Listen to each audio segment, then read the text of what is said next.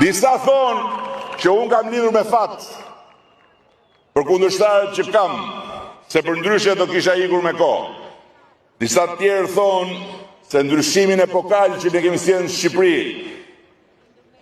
e cila sot mund të krahasohet me 12 vjet më parë, po aq sa që mund të krahasohet dita me natën, e ka sjellë koha.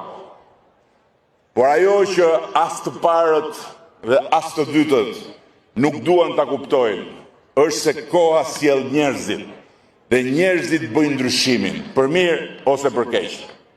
Nuk e ka sjell koha ndryshimin që ne kemi sjell dhe do të sjellim deri në fund, duke e ulur Shqipërinë si zonjë në sallonin e zotërve të shtëpisë të Evropës Bashkuar.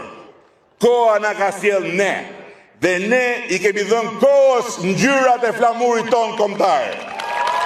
Koha na ka sjell ne, dhe ne i kemi dhënë kohës zërin e nevojës shqiptare për dinjitet të pacënueshëm dhe identitet të pamohueshëm evropian. Koha na ka sjell ne, dhe ne i kemi dhënë kohës krahët e etjes për drejtësi dhe shtetbërje europiane. Koha na ka sjell ne, dhe ne i kemi dhënë kohës duart e kujdesit për barazi gjinore dhe për mbrojtje shoqërore.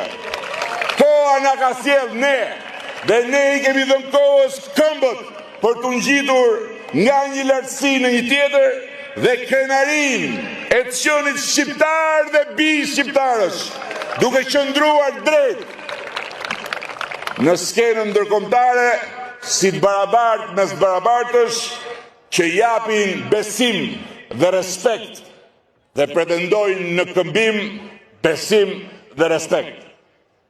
Ta mendosh sot Shqipërinë pa ne. Partinë Socialiste të Shqipërisë në krye të punëve të saj të mëdha dhe të përpjekjes son për të ngjitur në majën 2030, është njësoj si ta mendosh Shqipërinë me flamurin ngjyrë kënete. Është njësoj si ta dëgjosh zërin e vendit me shkëputjet e fillit të një plaku të raskapitur mendërisht, të dëshpëruar moralisht dhe të pashpresë politikisht.